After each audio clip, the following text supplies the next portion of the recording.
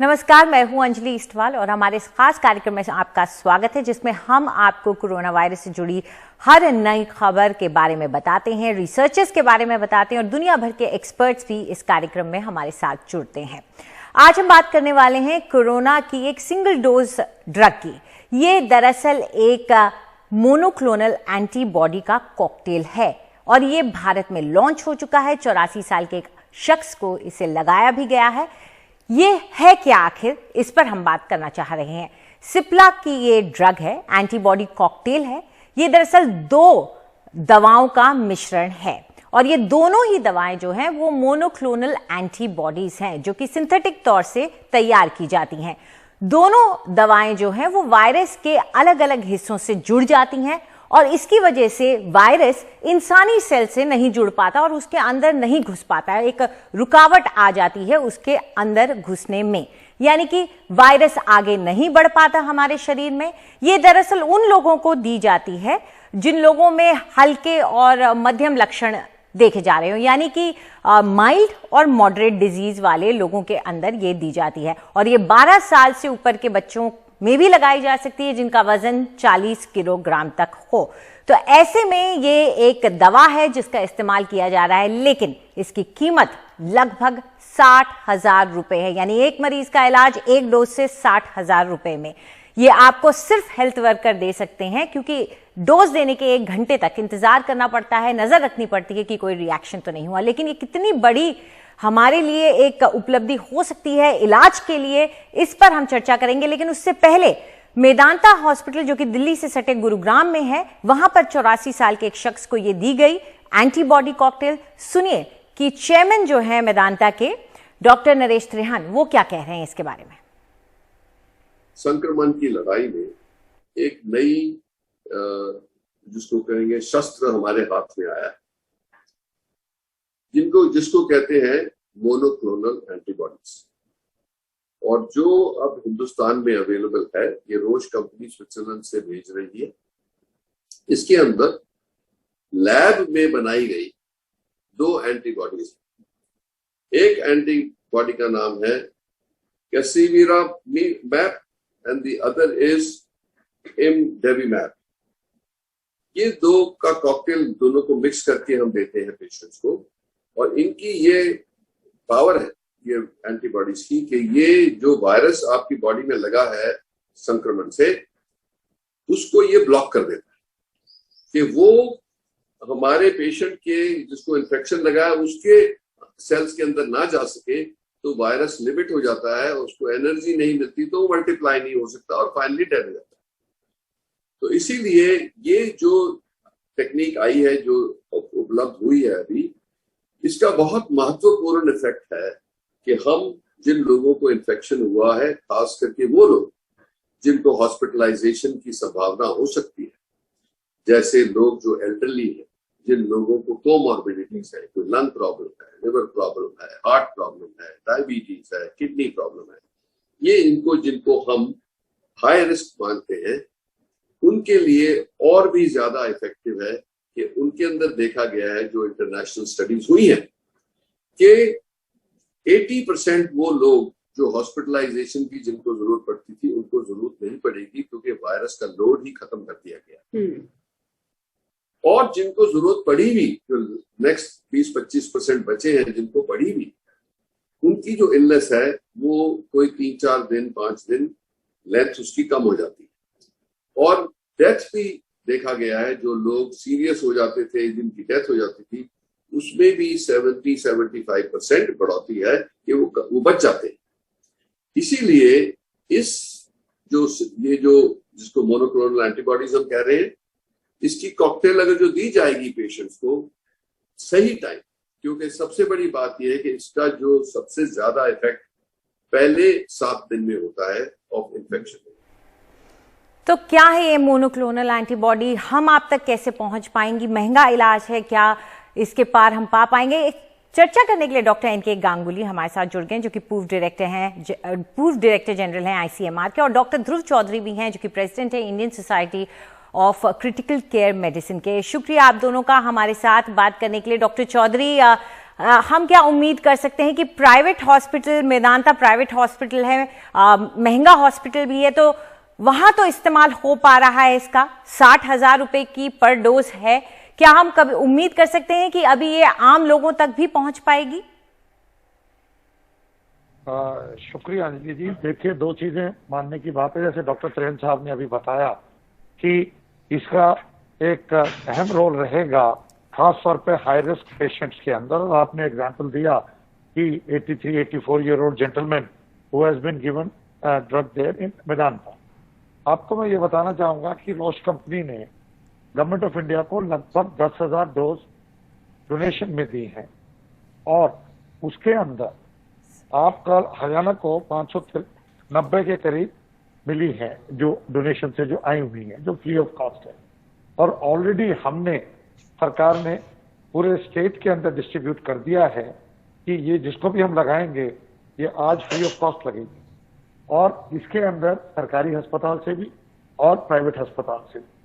Doctor Trehan साहब ने जो पेशेंट को दिया उसकी मुझे जानकारी है, और उससे पहले भी कुछ एक और लोगों को मेदांता में लगा है, लेकिन वो सबने अपना बाहर से मंगवा के ऑथराइजेशन लेके लगवाया है। मैं आपकी जानकारी में 2-3 चीजें और लाना चाहूंगा कि ये जो डोज है इसकी कॉस्ट टोटल 60,000 रुपये है, लेकिन ये जो 2.4 ग्राम की है, लेकिन जो हमने रिकमेंड करी है हिंदुस्तान में भी और जो अब बाहर भी हो रही है वो 1.2 ग्राम की है। कहने का मेरा इसका अभिप्राय ये है कि ये जो डोज जो ये 10-10 ml की दोनों कैसेरिमाविर और इमिडामिल आती हैं, 5-5 ml लेके लगती हैं मिक्स होके, तो ये एक जो 2 शीशी इकट्ठी एक पैकेज में आती है, ये 2 आदमियों को दी जा सकती है, 2 लोगों को दी जा सकती है। तो इसकी इफेक्टिव कॉस्ट लगभग पर पर्सन 30,000 रुपीज आ जाती है, 30,000 रुपये आ जाती है। उसके बावजूद भी वो कॉस्ट ज्यादा है। मैं एक चीज और बताना चाहूंगा कि जैसे स्टेट गवर्नमेंट्स के अंदर है, हरियाणा का एक मैं एग्जांपल देना चाहूंगा। जैसे हमने टोसिलिजुमैब का भी किया, जो लोग सरकारी अस्पताल में थे, जो अफोर्ड नहीं कर सकते थे, उनको फ्री ऑफ कॉस्ट मिला।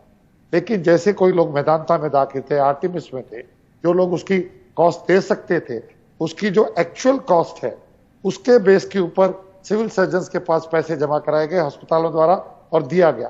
तो इससे 2 चीजें हुई। जो एक आपका सवाल है कि क्या एक आम आदमी जो अफोर्ड नहीं कर सकता उसको मिलेगा कि नहीं, तो उसका आंसर आएगा कि हाँ, उसको भी मिलेगा, उसका भी उतना ही हक है। Yes, they will get it. तो the answer is in affirmative. दूसरा उसका फायदा ये हुआ कि जो चोर बाजारी, जो काला बाजारी हो रही थी, जो दिक्कत हो रही थी, जो इरेशनल प्रिस्क्रिप्शन थी, वो रुक गई। तो इसके 2 फायदे हुए। और मैं एक चीज और ऐड करना चाहूंगा कि हमने इसके साथ साथ 3 और आदमियों को रोहतक से दिया है। एक, उसकी आदमी की उम्र 93 ईयर्स की है, उनको लिवर का सिरोसिस, पोर्टल हाइपरटेंशन रहा, तो उसके अंदर हमने दिया। इसी तरह से एक लेडी है 87 ईयर एज की, ये सारे हाई रिस्क ग्रुप हैं जो डॉक्टर साहब ने बताए, और उनको एक ब्लड की बीमारी है जिसको पॉलीसाइथीमिया वेरा और रीनल फेलियर कहते हैं। उनको दिए हुए लगभग, उन्होंने, हमने मंगवाया करा, इससे पहले कहीं से परमिशन लेके हुआ उनको, आज लगभग 12-13 दिन हो गए, and she is doing very well. और इसी तरह से जो 87 ईयर ओल्ड थे उनकी बताई, और एक हमने दिया है 62 ईयर ओल्ड जेंटलमैन को, उनको इम्यूनोसप्रेशन था और हार्ट की प्रॉब्लम भी रही है और स्टेंटिंग भी हुई है। कहने का अभिप्राय है कि अगर आप देखेंगे जो अभी हमने 4 टीके लगे हैं अभी हमारे, और उसके अंदर एवरेज एज अगर आप देखेंगे 84, 93, 87। मैं ये अब पिछले हफ्ते से देख रहे हैं, और जब से दी है हम फॉलो कर रहे हैं फार्माकोविजिलेंस के हिसाब से, तो जितना एक्सपीरियंस बन रहा है और एक कुछ है, तो हमें लगता है कि सेफली दी जा सकती है। और हम डॉक्टर त्रेहन साहब के साथ मिलके बहुत क्लोजली काम करते हैं डॉक्टर चौधरी, ये उसके आपको नतीजे रहते हैं। ये बिल्कुल, ये बहुत अच्छी बात है कि आम लोगों तक भी ये पहुंचेगी, और आप लोग हाई रिस्क ग्रुप में देख रहे हैं कि ये कारगर भी साबित हो रही है। डॉक्टर गांगुली, आपसे ये जानना चाहेंगे कि मोनोक्लोनल एंटीबॉडीज का जो कॉन्सेप्ट है वो नया नहीं है। भारत में भले ही अभी आई है ये, लेकिन अमेरिका में इसका खासकर इस्तेमाल जब हुआ तो काफी सुर्खियां भी इसने बटोरी थी। तो क्या बाहर के देशों में ये अच्छी कारगर दवा साबित हुई है? देखिए, मोनोक्लोनल एंटीबॉडी पर नोबेल प्राइज मिल चुका है और ढेर सारी मोनोक्लोनल एंटीबॉडी जो कि कैंसर के ट्रीटमेंट में, दूसरे ट्रीटमेंट में यूज होती हैं, वो इंडिया में ऑलरेडी आई हुई थी, बिक रही थी। ये जो दो मोनोक्लोनल एंटीबॉडी है, कैसेविमैब और इमडेविमैब, ये दोनों मोनोक्लोनल एंटीबॉडी स्पाइक प्रोटीन के दो एरिया के अगेंस्ट में बनी हुई है और इसको इन्होंने कंबाइन करके रीजेनरॉन ने इसको बनाया है और रोश ने रीजेनरॉन के बिहाफ में, क्योंकि Roche is a larger manufacturer, they have manufactured it और सिप्ला के साथ they are bringing it to India. Cipla India की एक कंपनी है, वो भी मोनोक्लोनल्स आजकल बनाना शुरू कर दिया है।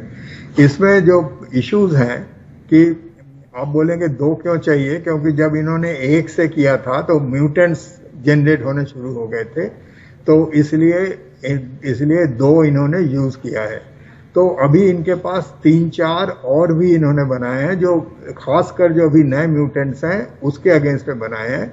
तो उसके कॉम्बिनेशन भी वहां पर ट्रायल में हैं, यूनाइटेड स्टेट्स में, यूरोप में, दे आर इन ट्रायल।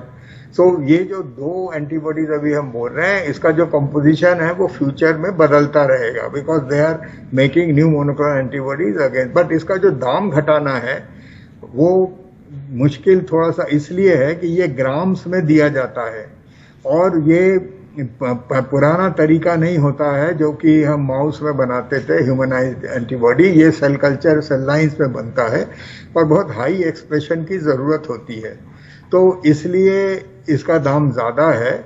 लेकिन इंडिया सब समय सोल्यूशन निकालती है। जैसे तेहान साहब जानते होंगे, देयर इज ए प्रोडक्ट जो ब्लड क्लॉट पर काम करता है, इसे टेनेक्टेप्लेस बोलते हैं।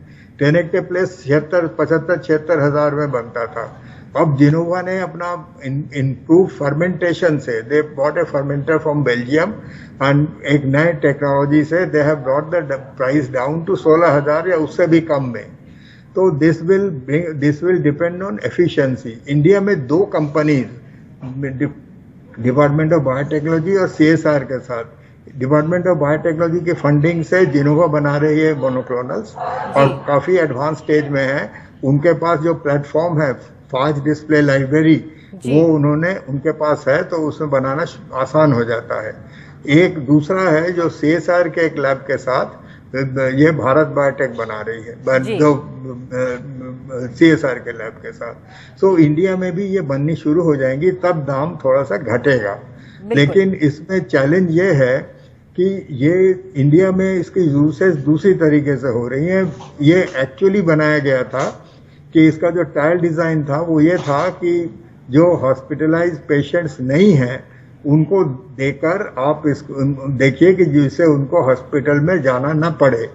और दो तरह के पेशेंट प्रोफाइल थे, एक जिनमें एंटीबॉडी बिल्कुल नहीं था, दे वर मोर वल्नरेबल, और दूसरे, और इसमें अल्टीमेटली वायरल लोड घटाना और वायरस को, जैसे कि उसमें सेल लोड वायरस का घटे और वायरस का लोड ब्लड में भी घटे। This was the main idea of this, इसका मेन आइडिया था जी।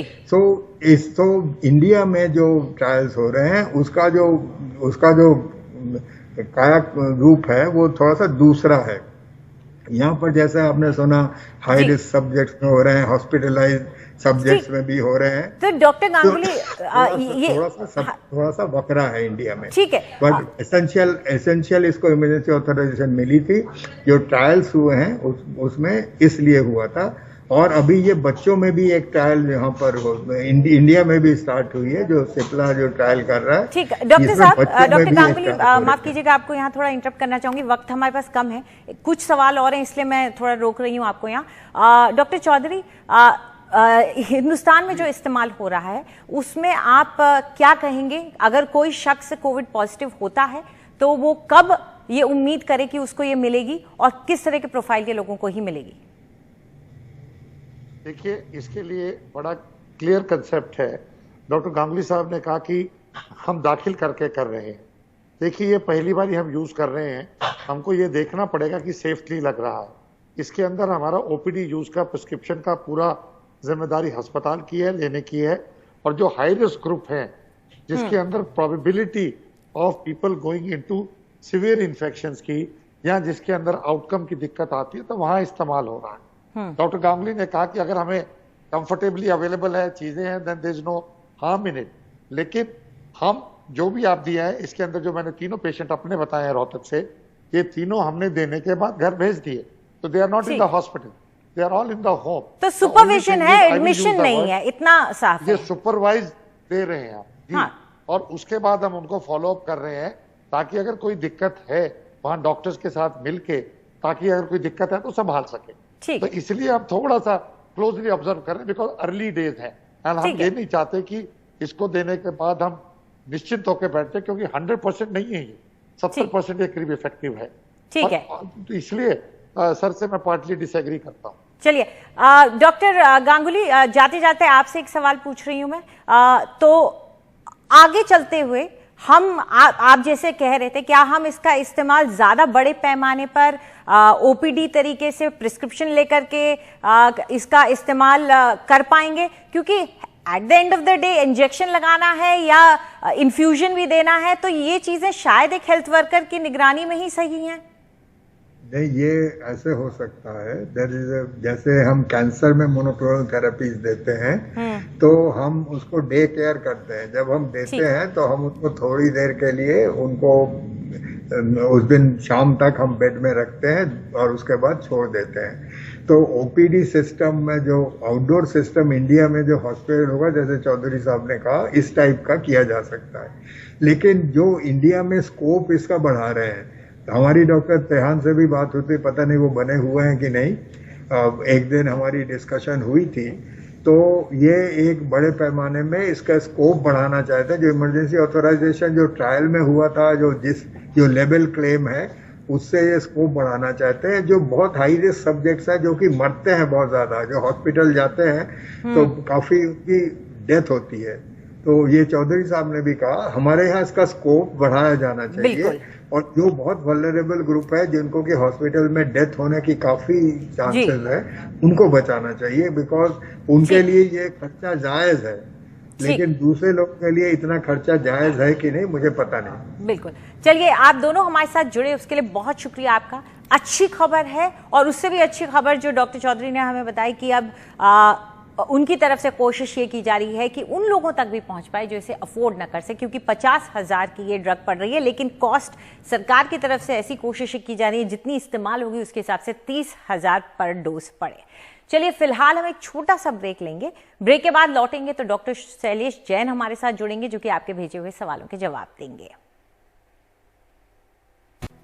हमारे खास कार्यक्रम में आपका एक बार फिर से स्वागत है। डॉक्टर शैलेश जैन अब हमारे साथ जुड़ गए, जो कि डायरेक्टर हैं department of lungs transplant, universal hospital Delhi से। डॉक्टर जैन, चलिए पहला सवाल हम ले लेते हैं, जो कि इस वक्त हमें वंशिका ने भेजा है गुरुग्राम से। सुन लीजिए क्या सवाल है उनका। यादव है, मैं गुड़गांव से हूँ और मेरा प्रश्न यह है कि हमें कब तक कोविड की नियमों का पालन करना पड़ेगा, जैसे कि मास्क या सोशल डिस्टेंसिंग। डॉक्टर, अभी हिंदुस्तान से गुजर रहा है, और अभी जैसा वैज्ञानिक साक्ष्य बोलते हैं, तीसरी वेव में चौथी वेव आने की और संभावना है। तो आप ही मान लीजिए कि जब वैक्सीन लेने के बाद वायरस म्यूटेट करेगा, और म्यूटेट करने के बाद हमारा वैज्ञानिक साक्ष्य और all over the world research ये कहती है कि हमें कम से कम 15 महीने से 18 महीने तक कोविड अप्रोप्रिएट बिहेवियर, जिसके अंदर sanitization, mask and social distancing, यही एक तरह का वैक्सीनेशन है, इसको आपको पालन करना चाहिए। इसी से आप कोविड की चेन को तोड़ सकते हैं। बिल्कुल। चलिए अगला सवाल ले लीजिए। ये कलश गोसाई ने भेजा है दिल्ली से। नमस्ते, मेरा नाम कलश गोसाई है और मैं दिल्ली से बोल रहा हूँ। मेरा क्वेश्चन ये था कि व्हाट्सएप पे फॉरवर्ड्स आ रहे हैं कि फाइजर वैक्सीन को लगाने के बाद अल्जाइमर और न्यूरो बीमारियां हो जाती है, और यही वजह है कि अमेरिका उसको इंडिया में डंप करना चाह रहा है। तो क्या ये सच है? डॉक्टर, देखिए, अलग अलग वैक्सीन की, जैसे आज हमने पढ़ा कि बेल्जियम ने जॉनसन एंड जॉनसन की वैक्सीन को बैन कर दिया, बिकॉज उनका एक पेशेंट एक्सपायर हो गया क्लॉट होने की वजह से। तो ये समझिएगा कि एस्ट्राजेनेका, फाइजर और J&J की वैक्सीन के साथ थोड़ा क्लॉट बनने का प्रॉब्लम डेफिनेटली आ रहा है डिफरेंट कंट्रीज की स्टडीज के अंदर।